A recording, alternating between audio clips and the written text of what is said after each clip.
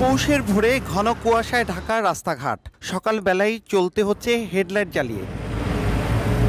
পথ চলায় এমন ভোগান্তির মধ্যেই ঢাকা মাওয়া এক্সপ্রেসওয়েতে সংঘর্ষ হয়েছে বেশ কয়েকটি যানবাহনের। রোববার সকাল 7টা থেকে 7:30টার মধ্যে মুন্সিগঞ্জের শ্রীনগরে ঘটে এমন 5টি দুর্ঘটনা।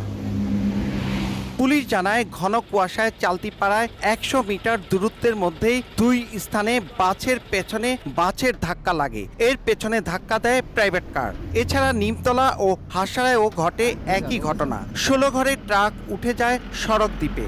এমন 5 ঘটনায় 11টি যান দুর্ঘটনা কবলিত হয়ে মারা গেছেন এক প্রাইভেট কার চালক। আহত হয়েছেন অন্তত 11 জন। চাক্কা ব্লাস্ট হইলো আর পিছন থেকে আবার ওই গাড়িটায় গতি রাখতে না পারে আবার লাগাই দিছে। চাক্কা ভালো ছিল না, ওইটা যদি চেক করে চালাইতো হয়তো ভাই দুর্ঘটনার শিকার আমরা হইতাম না। প্রথম থেকেই উল্টাপাল্টা চালাইতেছিল, তারপরে এদিকে আসছে, তারপর পিছনের গাড়িটা আবার এই সেবাই মাইরা দিছে।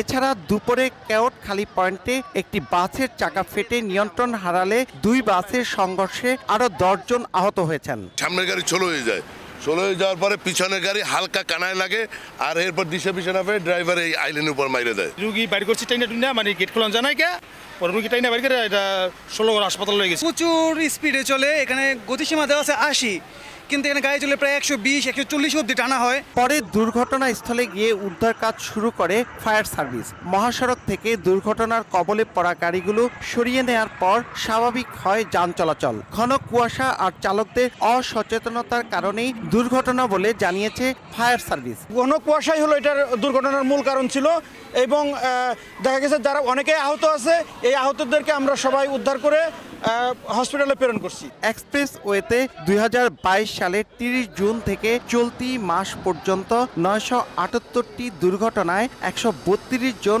নিহত হয়েছেন। ঢাকা মাওয়া এক্সপ্রেসওয়ের শ্রীনগরে 6টি দুর্ঘটনায় 13টি যান ক্ষতিগ্রস্ত হয়। ক্ষতিগ্রস্ত যানগুলোকে রেকার দিয়ে সরিয়ে এনে যানবাহন চলাচল স্বাভাবিক করা হয়। মুন্সিগঞ্জের শ্রীনগরে কেওটখালী থেকে নাসির উদ্দিন উজ্জ্বল, সময় সংবাদ।